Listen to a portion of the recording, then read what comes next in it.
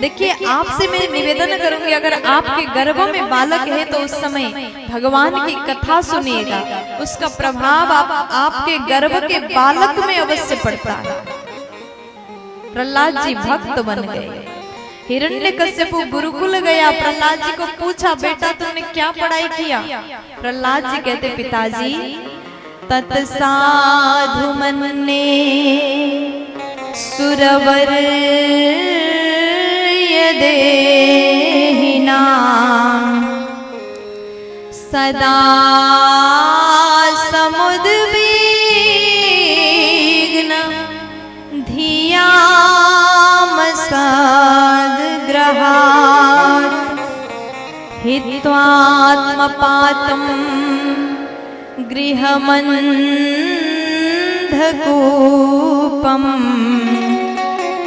वनं गतो याधरिमाश्रयेत।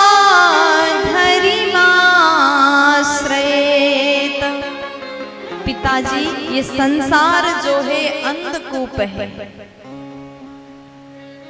इसलिए आप इस अंधकूप में से बचने के लिए भगवान का नाम का सहारा लीजिए, नारायण नाम जप करिए। सुनते ही प्रहलाद को गोद से उठा करके जमीन में फेंक दिया, गुरुओं को डांटा और वापस घर गया। एक दिन प्रहलाद जी घर गए तो पिता ने गोद में रख करके पूछा, बेटा क्या पढ़ाई करके आए? प्रहलाद जी बोले कि पिताजी एक बात नहीं, 9 बातें मैं सीख के आया। बोले कौन से 9 बात सुनाओ? तब प्रहलाद जी कहते हैं, श्रवणम कीर्तनम विष्णो स्मरणम पाद सेवनम अर्चनम वंदनम दास्यम सख्यमात्मनिवेदनम। नवदा भक्ति की चर्चा प्रहलाद जी महाराज ने श्रवण पान कराया।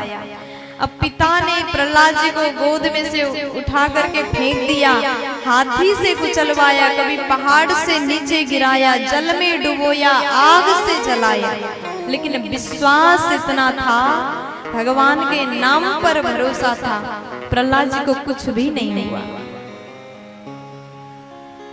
प्रहलाद जी अपने गुरुकुल गए, समस्त बच्चों को एकत्रित किया, सबको कहा बचपन से भजन करना चाहिए। कौमार आचरेत प्राज्ञो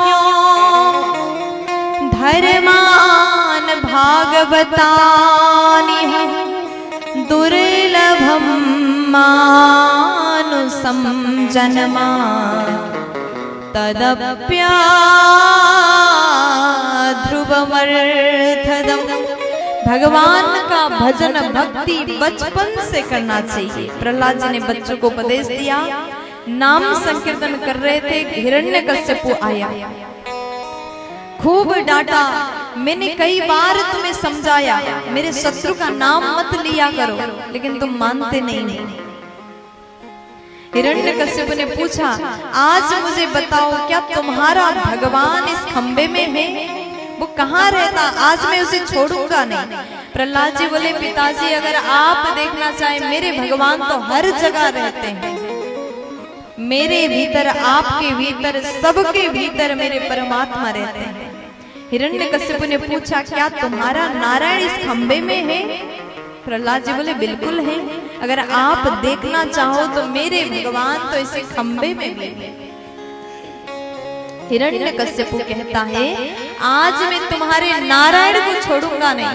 तलवार उठाया, जैसे खंबे में मारा, भगवान नरसिंह रूप में प्रकट हो गए। बोलिए नरसिंह अवतार भगवान की जय हो। भगवान गर्जना करते हुए हिरण्यकश्यपु पीछे पीछे भागने लगे। हिरण्यकश्यप अत्यंत भयभीत है, भगवान अत्यंत क्रोध में है, जैसे पकड़ लिया। दिन भर युद्ध हुआ। शाम के समय संध्या कालीन बेला में भगवान श्री नरसिंह ने हिरण्यकश्यप को गोद में बिठाया उसके बाद में हिरण्यकश्यप कहता है कि देखो मेरे पास तो वरदान है, मैं मरने वाला नहीं हूं। प्यार से बोलो, थोड़ा जोर से बोलो। मेरे पास में बहुत सारे वरदान है, मैं अभी नहीं मरूंगा। भगवान बोले बताओ कौन से वरदान है। तब हिरण्यकश्यप कहता मैं दिन में नहीं मरूंगा, रात में नहीं मरूंगा। भगवान बोले इसीलिए मैंने दिन भर युद्ध किया, न ये दिन है न ये रात है, ये तो सायंकालीन बेला है, संध्या समय है। अब एक वरदान तो फेल हो गया।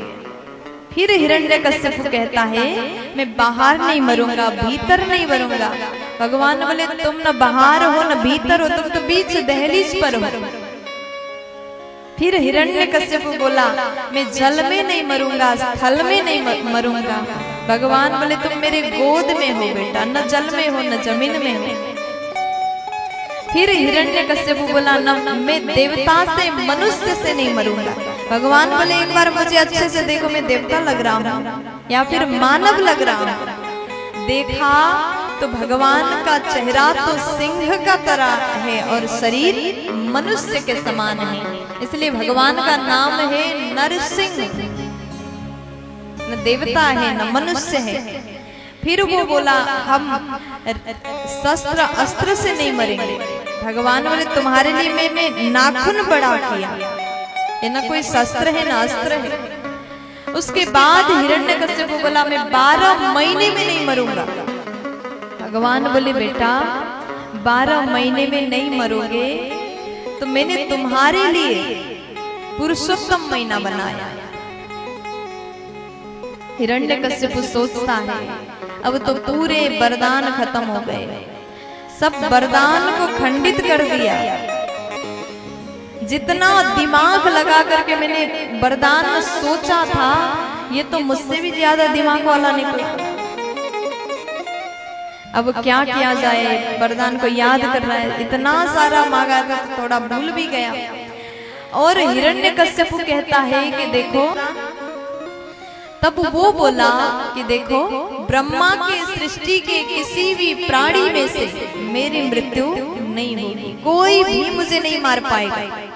तब भगवान बोले बेटा ब्रह्मा जी मुझे नहीं, मैं स्वयं ब्रह्मा को बनाने वाला हूँ। अब तो समस्त वरदान खत्म हो गए।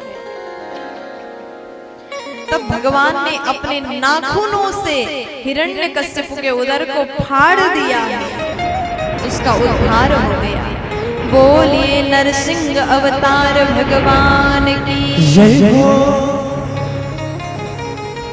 उसके बाद भगवान नृसिंह अभी भी क्रोध में है, देवता लोग मनाने आए।